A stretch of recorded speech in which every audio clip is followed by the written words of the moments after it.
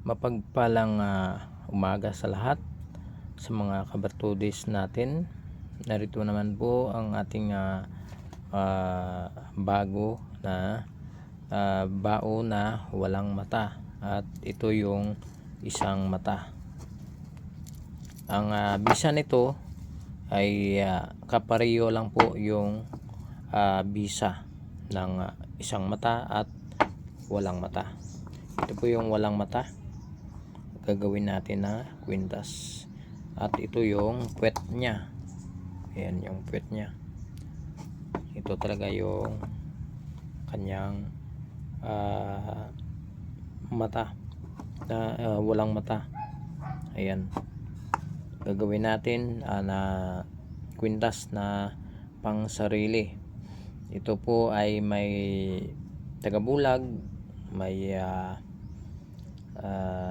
ito po ay mabisa sa baril, na pangwasak ng baril pag kayo po ay merong mga libon na bao ng niyog. At ito ay swerte din ito sa negosyo, sa hanap buhay. Ito ay gagawin lang natin, palamanan natin ng mga mutya. Mabisa po ito, lagyan ng palaman. Kahit walang palaman po ito, magagamit nyo po ito, maganda. Kung kayo po may bigasan, yung puwet nya, gagawin nyo po yan na parang pangsandok lang ng bigas. Ito po ay di kayo mawawala ng bigas sa pang araw-araw nyo po. Ay di nyo po malalaman kung bakit di kayo maubusan ng bigas. Ayan po ay mabisang mga gamit. Pwede sa negosyo, pwede sa pangkalatan, proteksyon sa pangsarili, proteksyon sa bahay.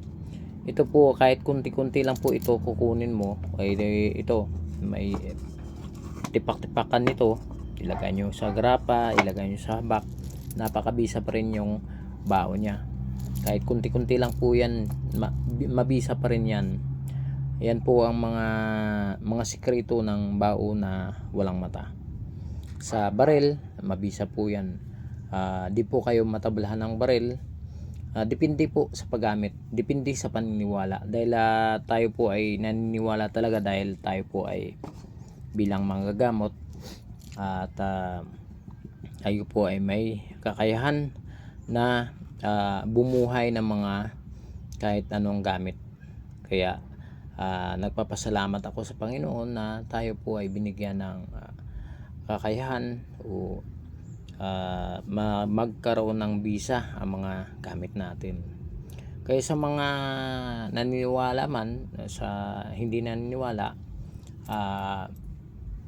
wag lang tayong mag-apak ng mga tao na parang inaano yung tao, parang pinababa yung ano niya.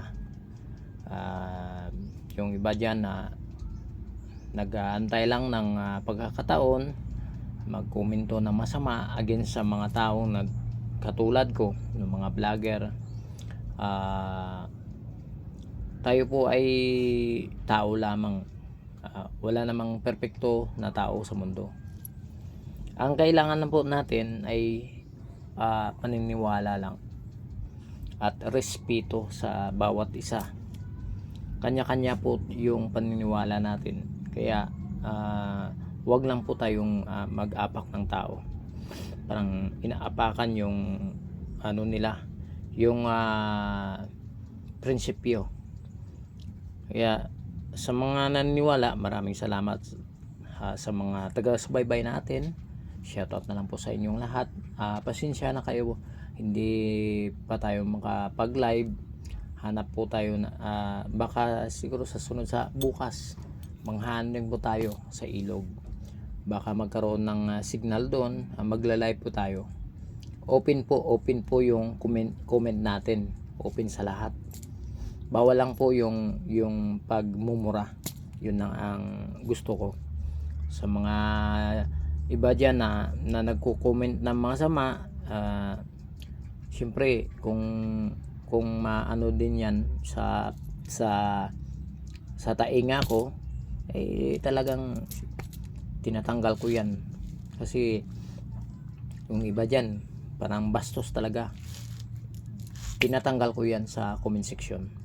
Kaya maraming salamat sa lahat sa mga taga-subaybay natin. Yan lang po yung mga ano natin, mga explanation sa ano. Talagang pangkalatan siya. Ito pangkalatan. Mas mabisa ito kung gagawan ng palaman, mga pulong o mga mutya. Depende sa ano natin. Yung isa dito na lagyan natin ng mutya ng kabibi. Yan talagang mabisa ang kabibi sa mga pangwasak ng barel at tagabulag. Maraming salamat. Paalam muna tayo. God bless po sa inyong lahat.